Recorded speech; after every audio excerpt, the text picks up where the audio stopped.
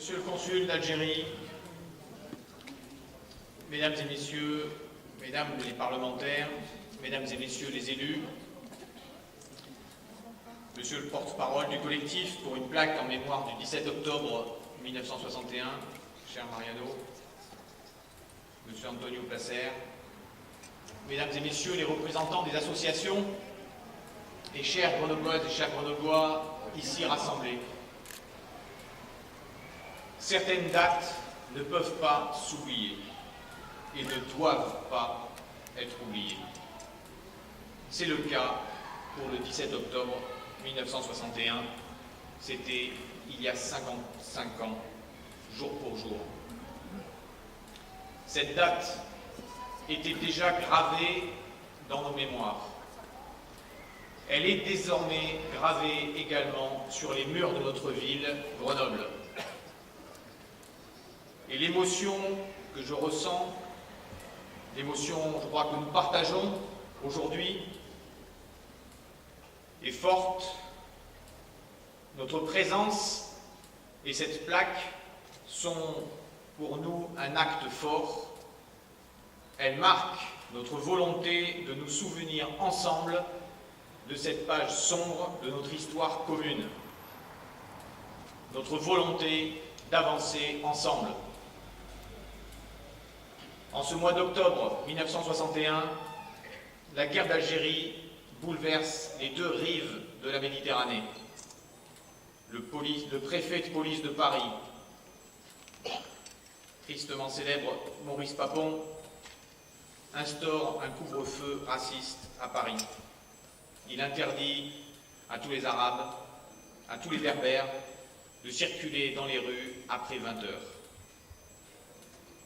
Face à cette décision inique, des milliers de femmes, d'hommes, d'enfants décident de manifester pacifiquement dans les rues de la capitale. La presse de l'époque les désigne comme des Nord-Africains, mais les mots ont un sens. Et c'est bien le peuple algérien de Paris qui décide de marcher pour revendiquer tout simplement la dignité et l'égalité, ces deux principes de la République. Avec cette action pacifique, les Algériens veulent faire entendre leur voix. Ils disent « Nous voulons prendre en main notre avenir, nous voulons tourner la page funeste de la colonisation ». Mais à cette demande de liberté, les autorités françaises opposent une répression sanglante, d'une violence inouïe. Et du 17 au 20 octobre 1961, des Algériens sont massivement arrêtés, certains sont torturés, certains seront noyés. La répression est terrible, elle frappe à l'aveugle. Des femmes et des hommes sont pourchassés jour et nuit dans les rues de la capitale. Le gymnase Japy sert de lieu d'interrogatoire et de torture.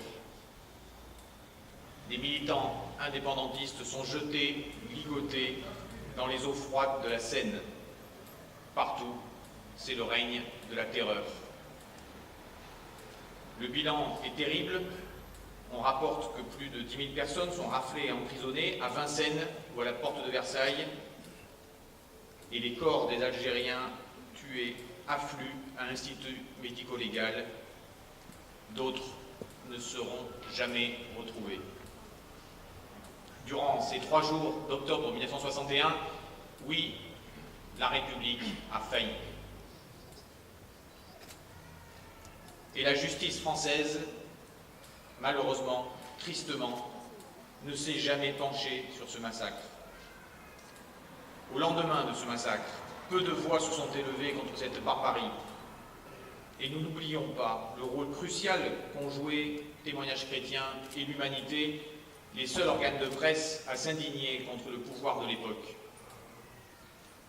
Je n'oublie pas non plus le meeting organisé par le MRAP le 18 octobre, en solidarité avec le peuple algérien et en lutte contre cette répression.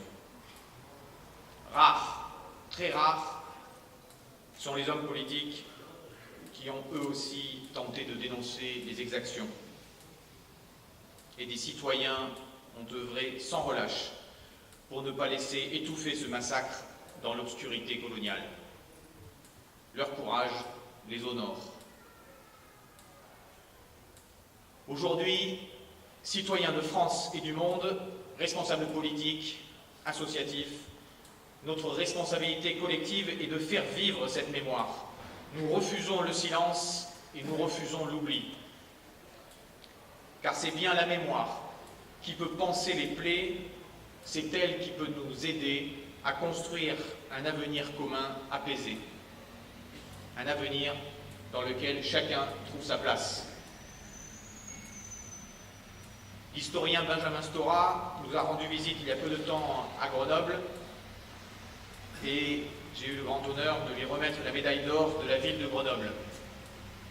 Comme lui, nous savons que la France a trop longtemps refusé de regarder en face le passé colonial, de reconnaître les crimes qui ont accompagné cette période. Cet aveuglement a sans doute participé au sentiment de mépris ressenti par de nombreux Français liés à l'Algérie. Et cette occultation officielle a aussi été utilisée, instrumentalisée par les nostalgiques de la France coloniale.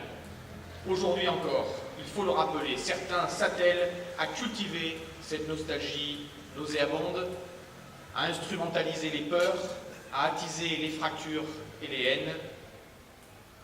À cela, nous devons adresser une réponse ferme, forte. La guerre d'Algérie est terminée, l'Algérie est algérienne. Et je suis convaincu que notre République se grandit quand elle reconnaît ses errements et ses erreurs. Ce n'est pas de la repentance confite, c'est l'histoire, c'est la mémoire, c'est la vérité. La République se grandit quand elle permet à tous de trouver sa place en son sein, chacun avec sa culture, chacun avec son histoire, avec ses singularités. Et la reconnaissance par le sommet de l'État, il y a 4 ans, est un premier pas qui va dans le bon sens. Cet attachement à la vérité, je sais qu'il est largement partagé ici à Grenoble.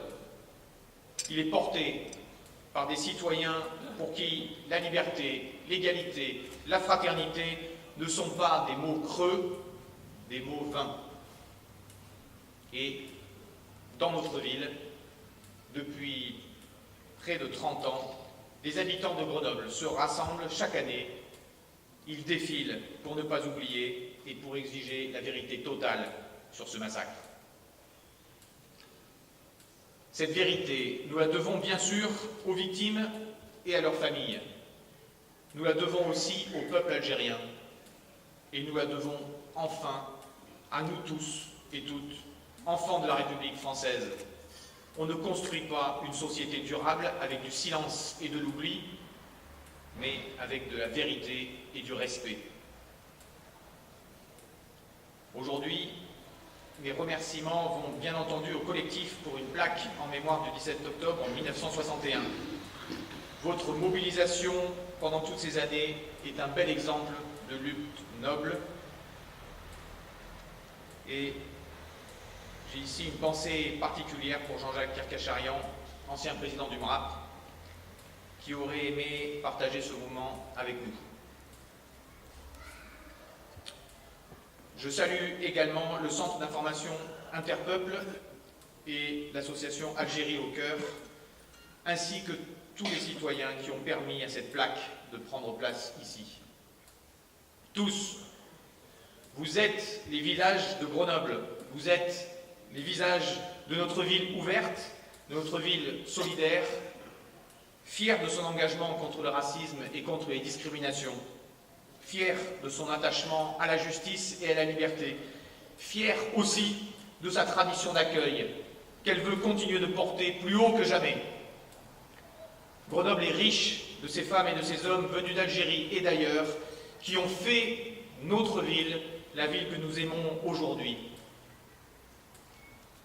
Dans un poème, La gueule du loup, Kateb Yassine nous demande « Peuple français, tu as tout vu. Oui, tout vu de tes propres yeux. Tu as vu notre sang couler Tu as vu la police assommer les manifestants et les jeter dans la Seine rougissante. Peuple français, tu as tout vu, oui, tout vu de tes propres yeux. Et maintenant, vas-tu parler? Et maintenant, vas-tu te taire? Je crois que notre réponse, ici à Grenoble, elle est là aujourd'hui et elle est là grâce à vous. Je vous remercie.